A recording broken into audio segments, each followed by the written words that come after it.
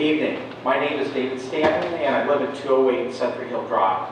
I've been a resident of Loveland for 19 years, and I'm on the Century Hill HOA board and representing the entire Century Hill community.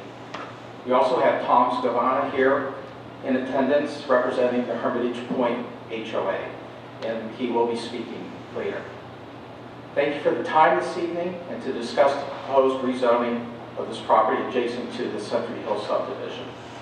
The Century Hill community is 100% opposes this rezoning of this property from medium density to multifamily. The residents of Century Hill would all be here this evening to voice their opposition to this.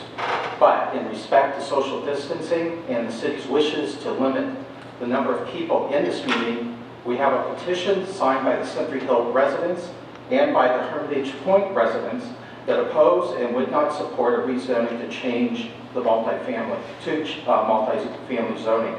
There's over 90 signatures in this. Eva, I'll give this to you.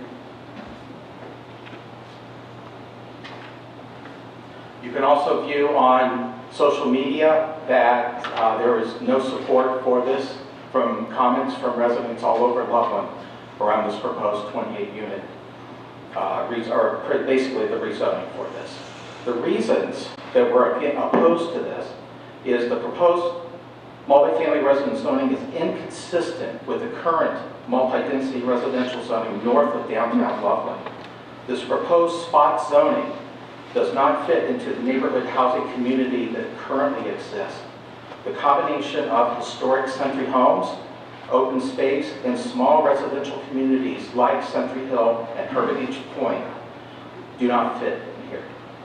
A multifamily zoning with higher density would not add to the spirit and fabric that currently is present in the North Loveland area.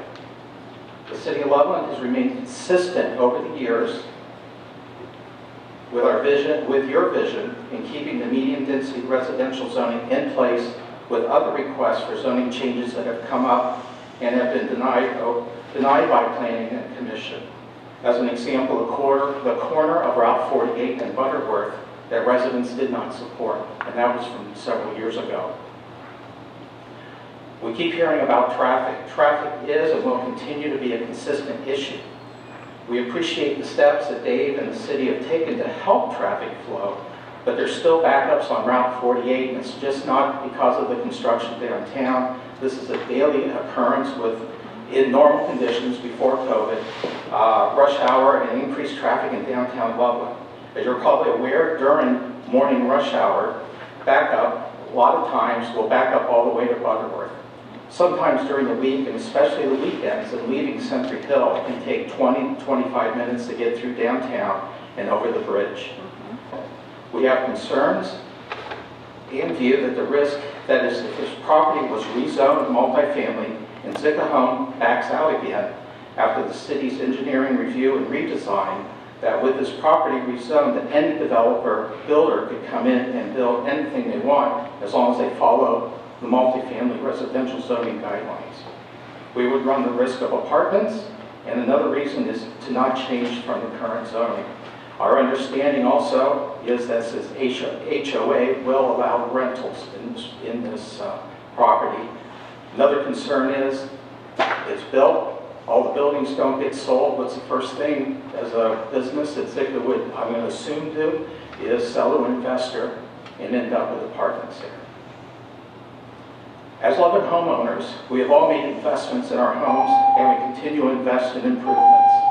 As the City of Loveland residents, we have invested ourselves in this community and that has been created in north of downtown Loveland. We are asked that the Loveland Zoning Commission not approve this zoning change for all the reasons I have stated, and let us continue to invest in our community of North Loveland with current medium residential zoning that is in place. Thank you. Any questions? No. Okay. Next is Tom Scavana.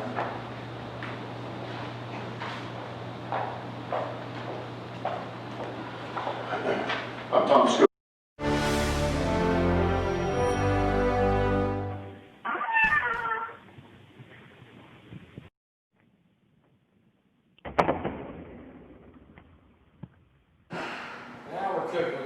Yes.